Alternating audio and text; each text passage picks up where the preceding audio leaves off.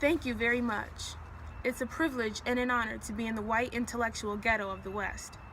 We wanted to do a couple of things before we started. The first is that, based on the fact that SNCC, through the articulation of its program by its chairman, has been able to win elections in Georgia, Alabama, Maryland, and by our appearance here, will win an election in California. 1968, I'm going to run for President of the United States. I just can't make it because I wasn't born in the United States. That's the only thing holding me back. We wanted to say that this is a student conference, as it should be, held on a campus, and that we're not ever to be caught up in the intellectual masturbation of the question of Black power. That's a function of people who are advertisers that call themselves reporters. Oh, for my members and friends of the press, my self-appointed white critics, I was reading Mr. Bernard Shaw 2 days ago, and I came across a very important quote which I think is most apropos for you. He says, "All criticism is an autobiography. Dig yourself."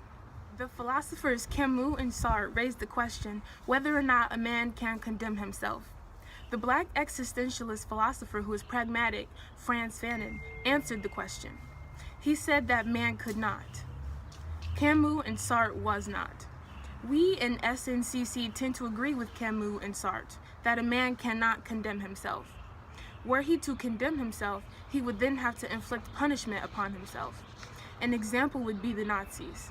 Any of the Nazi prisoners who admitted after he was caught and incarcerated that he committed crimes and that he killed all the many people that he killed, he committed suicide. The only ones who were able to stay alive were the ones who never admitted that they committed a crime against people. That is, the ones who rationalized that Jews were not human beings and deserved to be killed, or that they were only following orders. On a more immediate scene, the officials in the population, the white population, in Neshoba County, Mississippi, that's where Philadelphia is, could not condemn Rainey, his deputies, and the other 14 men that killed 3 human beings. They could not because they elected Mr. Rainey to do precisely what he did, and that for them to condemn him will be for them to condemn themselves. In a much larger view, SNCC says that white America cannot condemn herself. And since we are liberal, we have done it. You stand condemned. Now, a number of things that arises from that answer of how do you condemn yourselves seems to me that the institutions that function in this country are clearly racist and that they're built upon racism. And the question then is, how can Black people inside of this country move? And then how can white people who say they're not a part of those institutions begin to move? And how then do we begin to clear away the obstacles that we have in this society that make us live like human beings? How can we begin to build institutions that will allow people to relate with each other as human beings? This country has never done that, especially around the country of white or Black. Now, several people have been upset because we've said that integration was irrelevant when initiated by Blacks, and that in fact it was a subterfuge, an insidious subterfuge for the maintenance of white supremacy. Now, we maintain that in the past 6 years or so, this country has been feeding us the thalidomide drug of integration, and that some Negroes have been walking down the Dream Street talking about sitting next to white people, and that does not begin to solve the problem. That when we went to Mississippi, we did not go to sit next to Ross Barnett. We did not go to sit next to Jim Clark.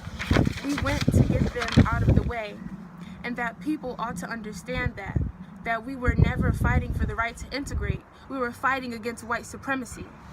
Now, then, in order to understand white supremacy, we must dismiss the fallacious notion that white people can give anybody their freedom.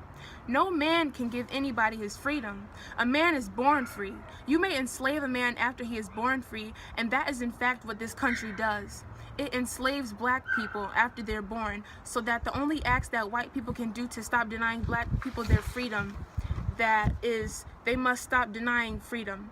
They never give it to anyone. Now, we want to take that to its logical extension so that we can understand then what its relevancy would be in terms of new civil rights bills. I maintain that every civil rights bill in this country was passed for white people, not Black people. For example, I am Black. I know that. I also know that while I am Black, I am a human being, and therefore I have the right to go into any public place. White people didn't know that. Every time I tried to go into a place, they stopped me. So some boys had to write a bill to tell that white man, he's a human being, don't stop him. That bill was for that white man, not for me. I knew it all the time. I knew it all the time. I knew that I could vote and that wasn't a privilege. It was my right. Every time I tried, I was shot, killed or jailed, beaten or economically deprived. So somebody had to write a bill for white people to tell them, when a black man comes to vote, don't bother him. That bill again was for white people, not for black people. So that when you talk about open occupancy, I know I can live any place I want to live. It is white people across this country who are incapable of allowing me to live where I want to live. You need a civil rights bill, not me. I know I can live where I want to live.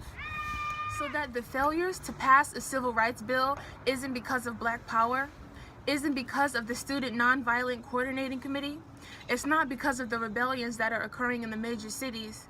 It is incapability of whites to deal with their own problems inside their own communities. That is the problem of the failure of the civil rights bill.